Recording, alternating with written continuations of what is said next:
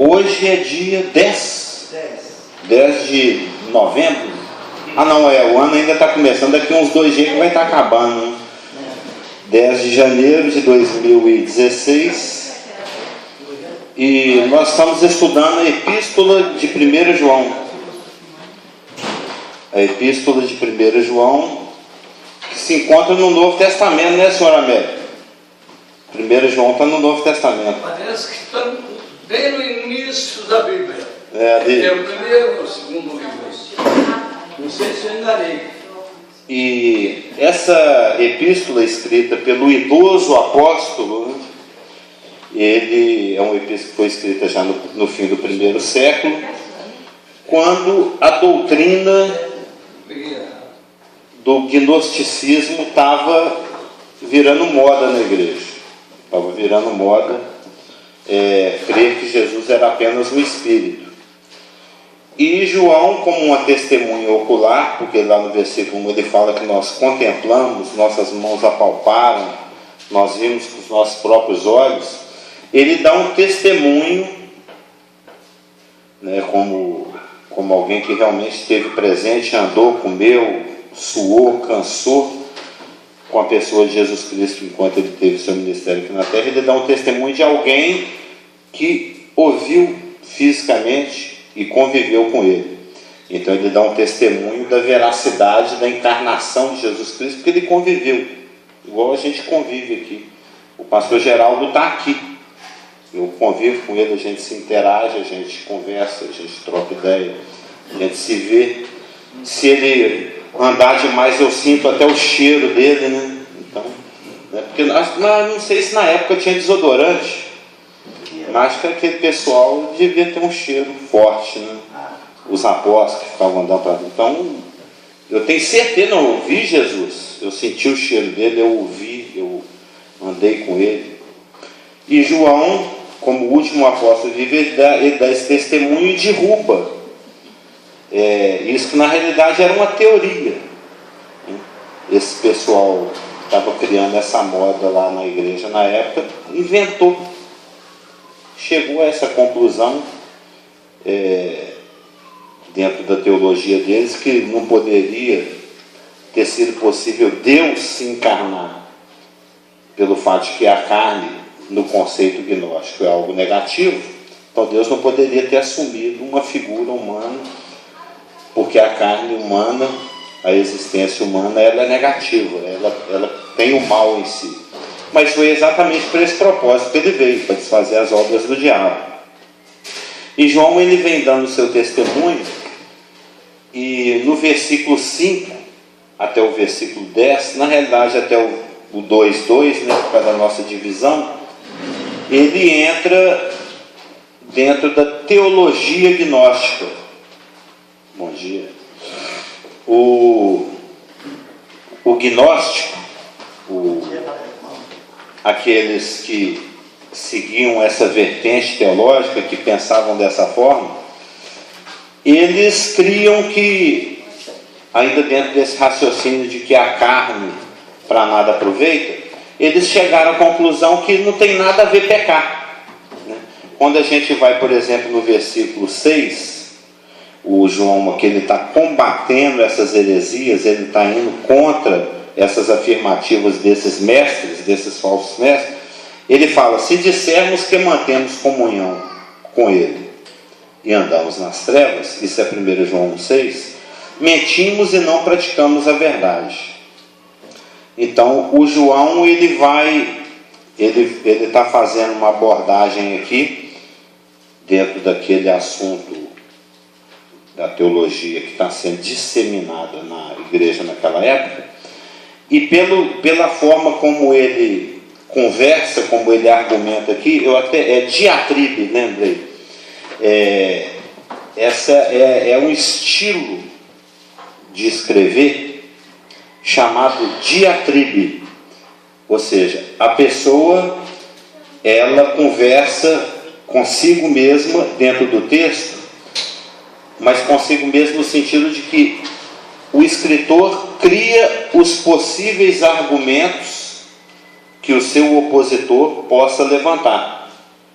Isso acontece em algumas cartas. O Paulo mesmo, ele é mestre nisso, no uso desse recurso literário chamado diatribe. Ele haveremos de pecar de modo algum. Então o Malaquias também fazia isso. Ele usava esse estilo de redação, esse estilo literário chamado diatribe.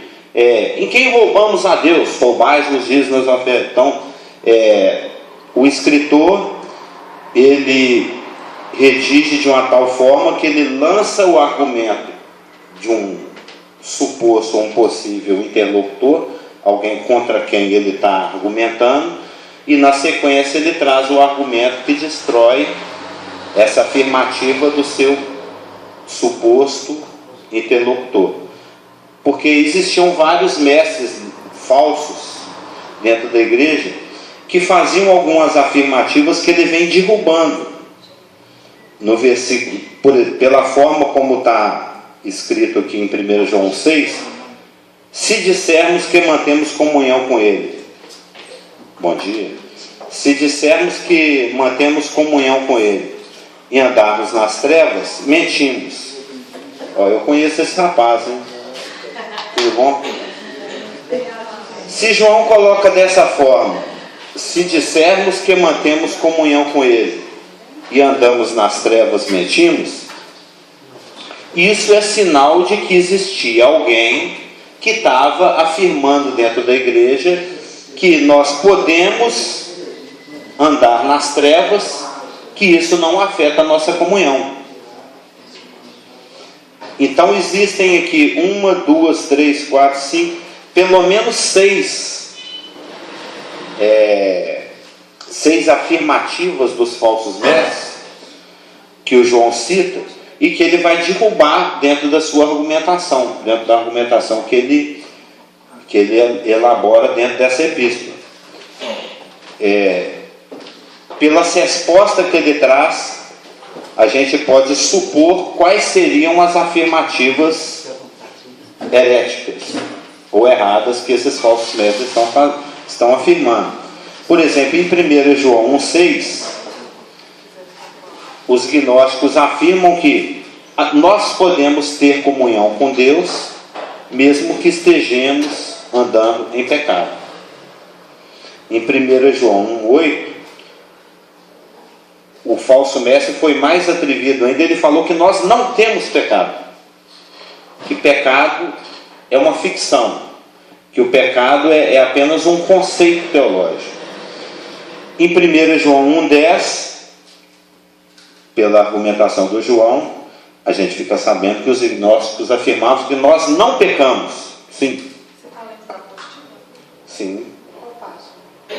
Aqui na minha página é a página 1, porque é a segunda parte, mas seria, eu não sei se você já imprimiu essa outra parte, seria a página 10. Eu acho que não. Até que página? É porque eu não lembro se eu já mandei essa segunda parte para vocês. Eu estou aqui com as páginas 10, 11 e 12. Oi. Sim. Essas heresias tentaram ser infiltradas na igreja primitiva de várias formas, né? Como você está citando, gnóstico, tudo.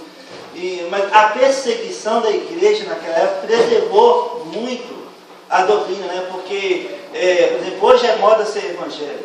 Naquela época só era evangélico que realmente era nascido de novo, porque a perseguição era muito intensa. Só quem estava disposto a pagar o preço. Muitos reuniam catatumbas ou reuniam em lugares, porque, por exemplo, tanto Tertuliano como Nero, que pôs fogo de um texto de Roma e acusou os evangélicos, os nascidos de novo naquela época. Então a perseguição era muito intensa. Os cristãos. A perseguição era muito intensa. Então, para realmente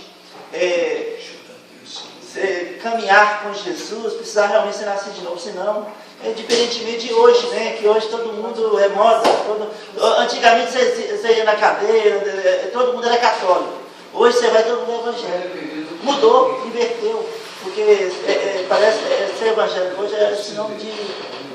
É porque traz muitas benesses, vamos dizer assim. Por exemplo, uma pessoa que se candidata a uma vaga de emprego, se ele fala que é evangélico, aí o possível patrão fala, então ele é honesto, então eu posso confiar. Pelo testemunho que ser cristão, ou ser crente, ou ser evangélico gera, hoje em dia é vantajoso em muitos aspectos. E por isso ficou muito batido esse evangélico. Hoje todo mundo é evangélico. Mas por isso que as igrejas estão cheias de evangélicos e poucos nascidos de novo. Sim. Né? E isso dá oportunidade para que várias formas de pensar que não são os raciocínios de Deus entrem dentro da igreja. Porque se a pessoa não tem o Espírito, ela não é ensinada pelo Espírito. Então ela vai ter uma opinião.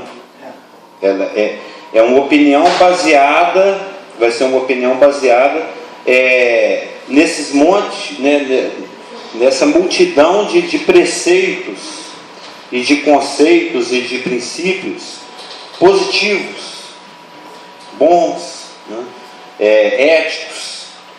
Então a pessoa, isso está acontecendo na nossa época, que é o período de Laodiceia.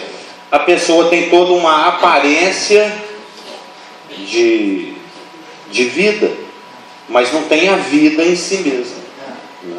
É como a figueira lá que Jesus Cristo foi buscar fruto para se alimentar.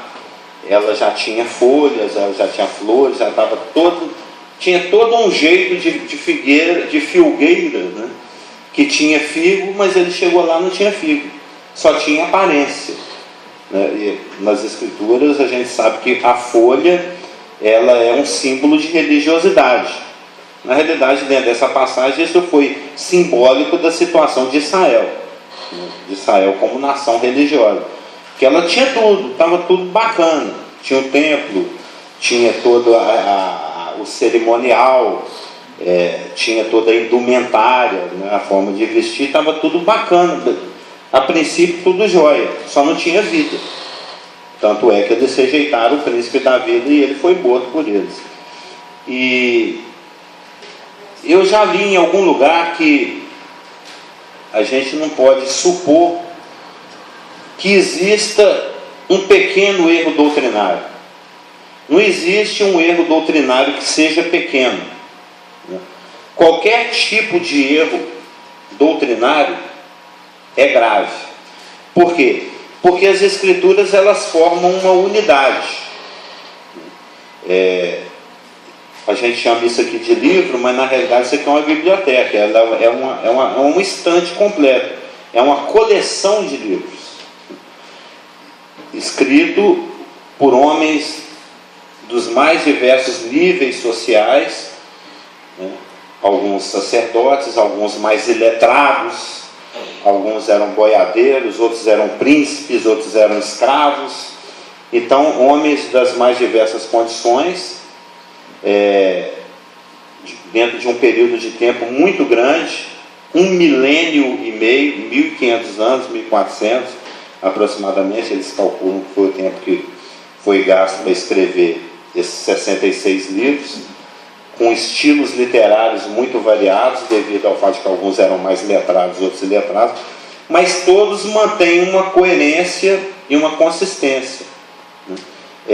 Dá a impressão que havia um regente, que houve alguém que conduziu esses diversos homens ao longo aproximadamente 40 ou mais um pouco, que ao longo desse período de tempo tão grande, trouxe por escrito, e isso foi preservado ao longo dos séculos e dos milênios, o que Deus pensa, a forma como Deus age, a forma como Deus sente.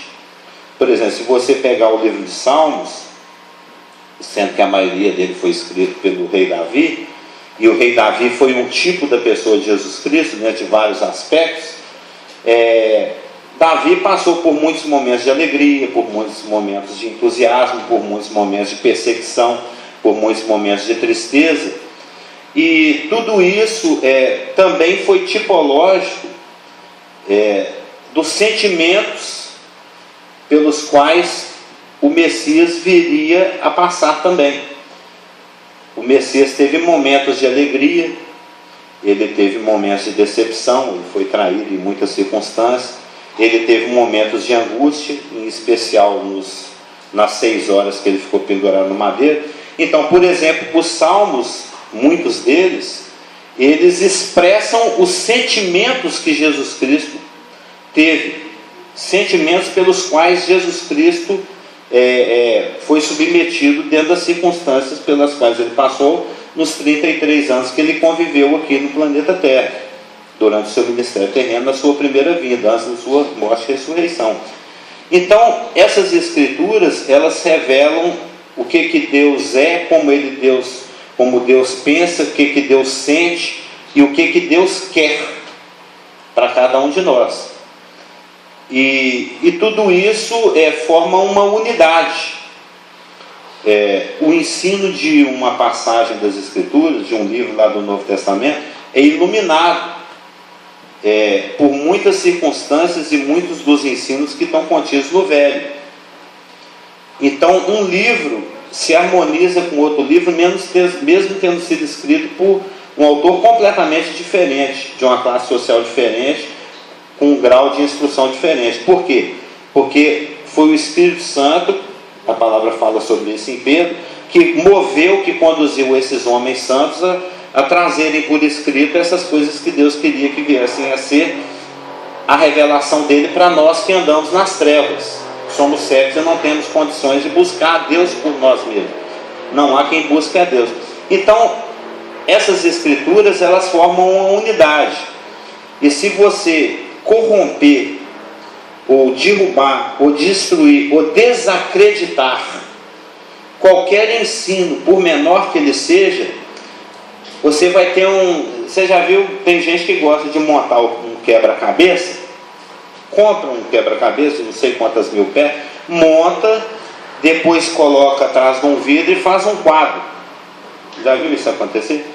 Mas imagina um quebra-cabeça banguela, faltando 1 ou 2 pedacinhos, né? Por exemplo, eu já tive um quebra-cabeça quando era criança, que era a dama e o vagabundo, quando eles estão comendo aquele macarrão, já quase dando aquele beijo, né?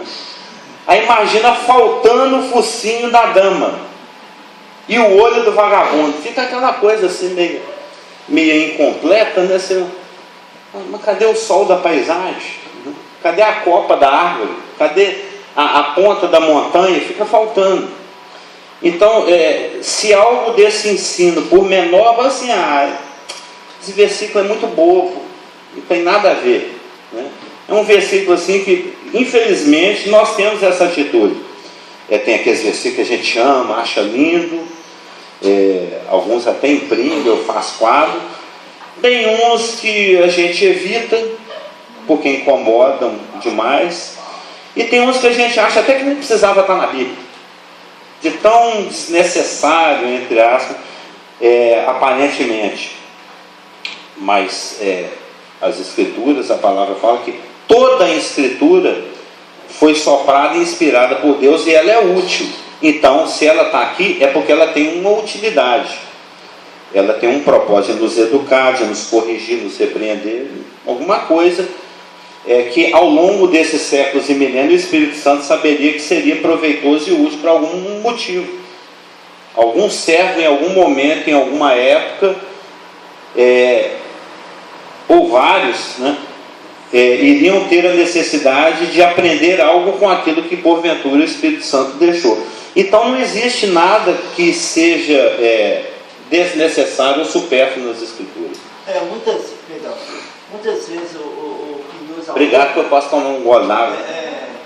Doutrinário e simplesmente a parte da hermenêutica bíblica, né? A pessoa geralmente, por não ter uma contemplação maior na palavra de Deus, ele pega um Essa palavra é boa, contemplação. Ele pega um versículo sem contexto e sai afirmando algumas coisas e faz doutrina em cima daquele versículo. Aí, para ele justificar aquele ensinamento, ele transmite todos os outros contextos de outros versículos para trazer um fundamento naquilo que ele está crendo, entendeu? E isso é terrível, porque nós lideramos com vidas e vidas preciosas para Deus, e o inimigo consegue sorrateiramente entrar com esses ensinamentos, usando pessoas infelizmente, que não gasta tempo para contemplar a palavra de Deus de uma maneira completa. E aí o que acontece? Ensina coisas que geralmente é igual trazer um legalismo para dentro da igreja. Por exemplo, né? Por exemplo, é terrível, terrível. Você não pode, não pode, não pode, não pode e não pode. E enquanto a palavra diz, para a liberdade porque Cristo nos libertou.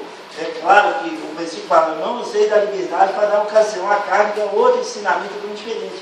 Mas você pega um versículo, o seu contexto, vai fazer legalismo, para dentro da igreja vai trazer coisas... Ou libertinagem, que é o oposto. Libertinagem, ou agora tem uma Bíblia do gay aí, está sendo escrita. Então, pegando versículos sem contexto e fazendo, mano. Então, infelizmente, o espírito de Laodiceia é terrível, porque incha, a igreja está cheia de evangélicos e poucos nascidos de novo. Por isso que Jesus, estou lá de fora batendo, não sabe tu que és pobre, nu, e eu estou a ponto de vomitar. Na verdade é pobre, cego, nu e miserável. Miserável, e eu estou a ponto de vomitar. Sim. Então, eu creio que, por exemplo, na época de Elias chegou para Deus e falou, ó Deus, morreram todos os profetas, só ficou eu. Não tem mais ninguém seguindo o Senhor, Deus de Israel. E Deus disse, Elias, tranquilo, eu separei 7.000 homens que não dobraram seus joelhos dentro da água. Eu ainda tenho uns pacotes de maisena guardados. Então tinha um remanescente naquele tempo, como hoje também tem um remanescente na igreja. E em todas as épocas, na realidade, né? Sempre teve um remanescente. Tem hoje que realmente contempla a palavra de Deus, que dá espaço para o Espírito Santo trabalhar na vida das pessoas. Então realmente algo muito perigoso quando você pega a palavra de Deus, um versículo sem contexto, porque você pode ser levado a um erro terrível, que pode, para justificar esse erro, você vai pegar outros versículos e transgredir literalmente outros versículos para confirmar o que você pensa. Não, eu particularmente creio que você pode provar qualquer coisa com a Bíblia. Qualquer coisa que você inventar. Jesus Cristo, por exemplo, logo quando eu converti, eu me considerava um cristonauta.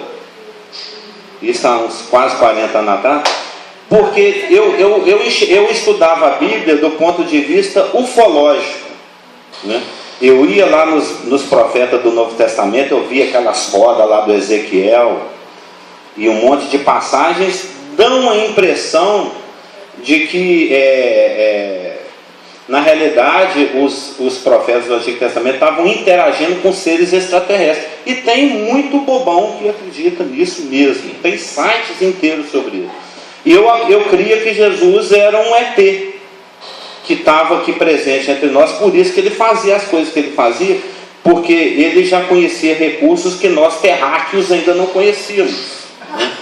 Ele conseguia materializar a água de uma tal forma que ele conseguia andar. Então, quando alguém perguntar, você é cristão? Eu falo, eu sou cristonauta. Eu me considerava um cristonauta. Ainda bem que você nasceu de novo, né? Porque eu enxergava a Bíblia do ponto de vista cristonáutico. E eu conseguia provar pela Bíblia que os discos voadores eram um fato, né? E que Jesus era um ET. Inclusive eu também me considerava um ET, porque a palavra falou que eu não sou desse mundo, desse mundo não sou, então eu também sou um ET, né? Eu fui abduzido em algum momento, fizeram uma lavagem cerebral em mim e eu converti. E tem gente que pensa assim até. Tem, lógico. Você consegue provar o que você quiser na Bíblia. Se você quiser provar na Bíblia que Maria é a mãe de Deus, não estou falando de Jesus Cristo, não, você consegue. Você consegue provar qualquer coisa na Bíblia. Você consegue provar que Jesus não é Deus, que Ele não morreu pelos nossos pecados. Você prova qualquer coisa com a Bíblia. Se fizermos aquilo que o pastor acabou de falar. Se você pegar um texto fora do seu contexto, haja visto as seitas que existem por aí, né?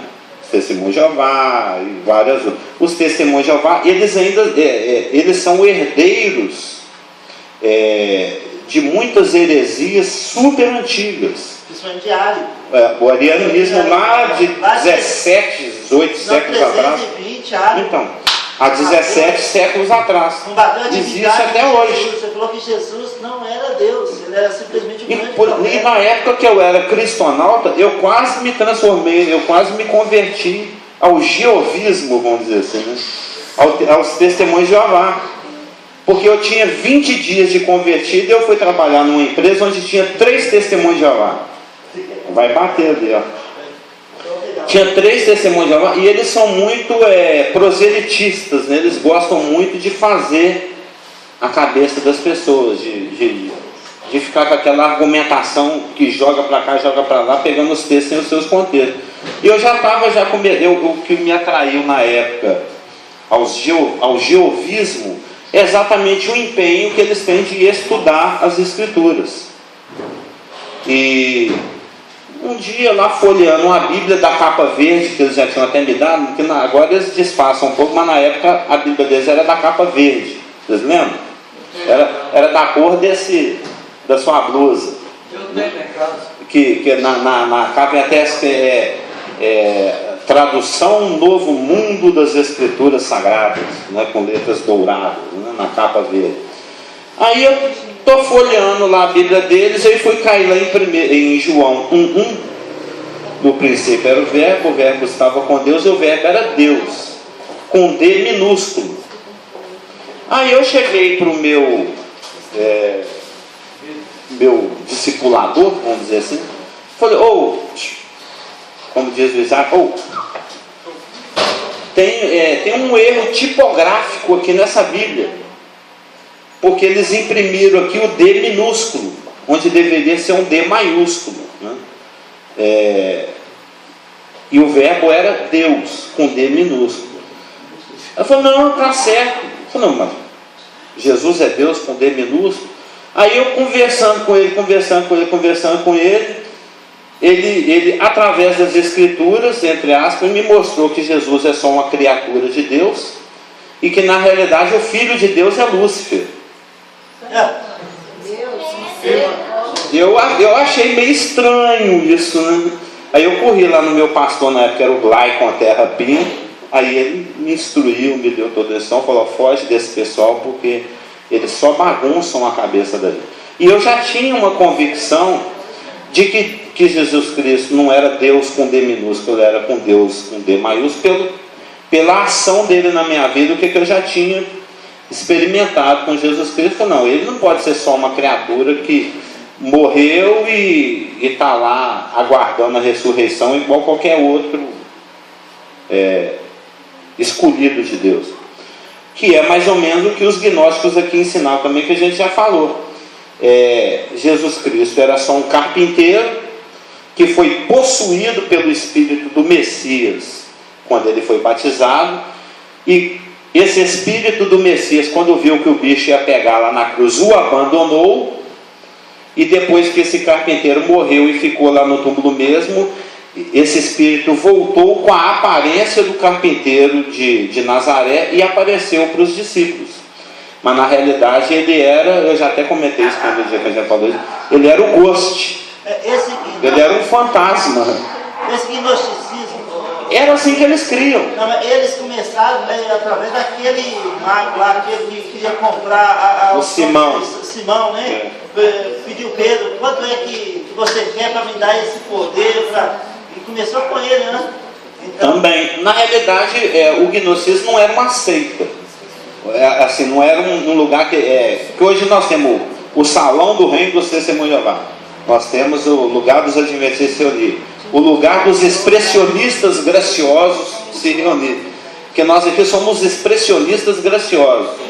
O senhor sabia? O senhor já foi batista, já foi presbiteriano, já foi, sei lá, wesleyano? Então eu não fui. Realmente eu aprendi a doutrina do batista quando eu me converti, que eu fiquei lá muitos anos. Mas mesmo assim eu estudava dos outros para eu saber o que eu poderia tirar heresiologia nessa situação. E aí eu fiquei com a Bíblia. Mas hoje nós somos os expressionistas graciosos. Porque aqui chama expressão da graça, né? É até bonito, né? O que você é? Você é batista? Não, eu sou expressionista. Não é bonito? Mas na verdade eu sou a primeira igreja batista, né? A doutrina nossa é a primeira igreja. A linha mais ou menos historicamente. Mas ainda dentro daquilo que o pastor falou, tem um versículo que eu gosto muito, que está em 2 Timóteo 2,7, que fala, pondera. Eu amo esse verbo, né? Eu pondero, tu ponderas, ele pondera. Nós ponderamos, vós ponderais, eles ponderam. Não, olha que bonito. Pondera o que acabo de dizer, porque o Senhor te dará compreensão em todas as coisas. Como é que chama a menininha? A Valerinha? Não, é minha vizinha. Ah, ela não É é... Júlia. Não é parente, não? Achei que era a Valéria e a Valerinha. Não, Júlia. É Júlia. Não é com N não, né? Júlia. É com L de Lalá, né? Pondera. Você conhece essa palavra? Pondera. Ponderar significa ficar pensando. Eu fechei a porta ou não fechei? Aí você... Isso me aconteceu. Aí você desce do ônibus e volta lá em casa para ver se eu fechei a porta. Ah, fechei. Agora eu posso ir embora de novo. Fechei o ferro ligado. Tem essas coisas. Eu saio de casa e fico pensando, será que eu fechei a geladeira? Será que ela vai ficar lá aberta gastando luz? Né? Com a luz vindo 200 e tantos contos, a gente tem que pensar nessas coisas. Ponderar é ficar pensando. Você lê por exemplo, você pode ponderar nesse versículo de 2 Timóteo 2,7, onde fala, pondera o que acabo de dizer, porque o Senhor te dará compreensão em todas as coisas. Então, o aprendizado, ele tem a parte, entre aspas, sobrenatural, porque aprender do Espírito não é natural, é sobrenatural. Porque a gente não usa a nossa mente, a gente usa a mente que Cristo nos deu. Que 1 Coríntios fala que nós temos a mente de Cristo. O ensino, o aprendizado que vem da palavra de Deus tem que ser conduzido pelo Espírito Santo. Senão nós chegamos a conclusões erradas, como todos esses que a gente está citando chegam.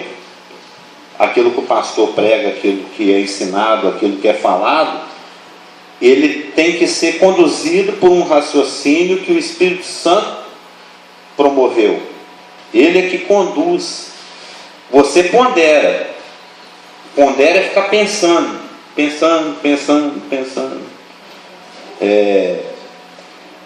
E à medida que você fica meditando, ponderando, raciocinando, dando espaço para o Espírito Santo te ensine, aí vem a compreensão. É no ponderar que a compreensão vem. É isso que o versículo está ensinando. Pondera o que acabo de dizer, porque o Senhor te dará compreensão. É à medida que você fica ruminando, é à medida que você fica meditando, é à medida que você dá espaço para que o Espírito Santo traga o que Ele quer te ensinar, que pode ser útil para você daqui a 5 minutos, daqui a 50 minutos, daqui a 1 hora, daqui a 5 horas, nesse dia ainda ou nessa semana. Eu penso que a maioria de vocês, assim, como quase todos, ou todos os nascidos de novo já passaram, toda circunstância que a gente enfrenta nas nossas vidas, seja ela uma circunstância corriqueira, ou seja ela uma circunstância um pouco mais pesada, né? Tragédias ou grandes decisões, ou grandes investimentos em termos de tempo, ou de ministério, ou de dinheiro, decisões importantes que têm que ser tomadas, pode ser corriqueiro ou pode ser significativo, sempre com antecedência. O Espírito Santo já nos prepara, ele já vem conduzindo o nosso coração, os nossos sentimentos, a nossa forma de pensar e de reagir, para que nós possamos conviver com aquela circunstância que vem ao nosso encontro, que Deus sabe qual que é, por sua presciência e providência, já está preparado. Por isso que, por exemplo, tem um versículo que fala que o coração bem firmado não se atemoriza com más notícias. Mas para você não se atemorizar com aquela má notícia que Deus sabe por presciência que vai chegar, você tem que permitir que o Espírito Santo prepare o seu coração, firme. Porque senão você vai chorar, gritar, chutar, xingar. você vai reagir de uma forma que não é uma forma que glorifique a Deus e que promova o seu crescimento espiritual. Então, a forma como o Espírito Santo no Velho Testamento e o Senhor Jesus nos Evangelhos e depois os escritores, apóstolos e discípulos nas cartas que vieram depois da ressurreição enfatizam a importância das Escrituras, era para a gente ser mais esperto e prestar mais atenção e cair a ficha e finalmente reconhecer e aprender o grau de importância que a palavra tem. Por quê? Satanás ele trabalha na igreja e nas nossas vidas individualmente de uma forma a que nós fiquemos familiarizados com as Escrituras, que a gente pense que já sabe tudo que está escrito aqui. Ou não, João 3,16, esse versículo já caducou, de tanto que a gente ouviu, porque Deus amou o mundo de tal maneira, etc. E essa atitude impede que o Espírito Santo possa te salvar, ou te edificar, ou te corrigir, ou te consolar em alguma circunstância onde esse ensino vai ser necessário, por você se julgar familiarizado, ou julgar que domina o suficiente esse tipo de conhecimento.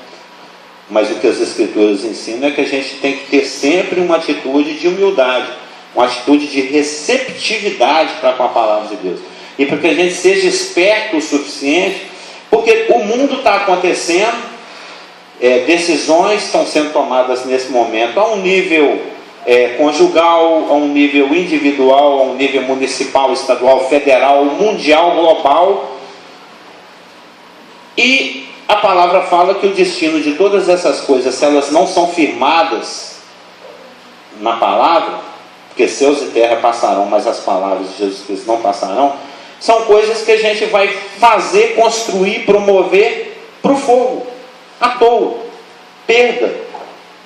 Não tem uma repercussão eterna, não tem um efeito eterno. Só aquilo que é feito baseado no que Deus ensina, no que Deus ilumina, no que Deus instrui, no que a palavra determina, é que tem uma consequência que afeta a mim, aos que estão ao meu redor e a eternidade.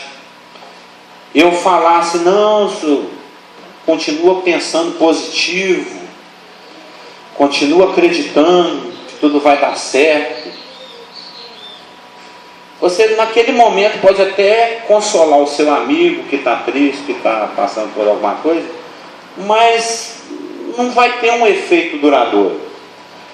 Agora, se alguém, e nós também somos chamados para isso, né? Também como embaixadores, chega e o Espírito Santo cria uma oportunidade e cria um ambiente de receptividade e te dá uma palavra. Nesse momento você tem a oportunidade de impactar aquela pessoa para o resto da eternidade, se você se disponibilizar e se colocar como um canal, um porta-voz, através do qual o próprio Espírito de Deus, o próprio Jesus Cristo vai se manifestar através de você e afetar aquela pessoa com palavras que o Espírito Santo possa te dar para você consolar, edificar, divertir, seja o que for, aquela pessoa. Então, o que nós temos, esse privilégio que nós temos de poder abrir a palavra, ler a palavra, compartilhar a palavra com os irmãos, ensinar a palavra, aprender a palavra, ponderar na palavra, mastigar a palavra, isso é algo que a gente não deve se familiarizar, porque isso é a única coisa que importa na história. Se você pegar a história da humanidade, do primeiro homem até o último que vai existir, tudo o que acontece, né?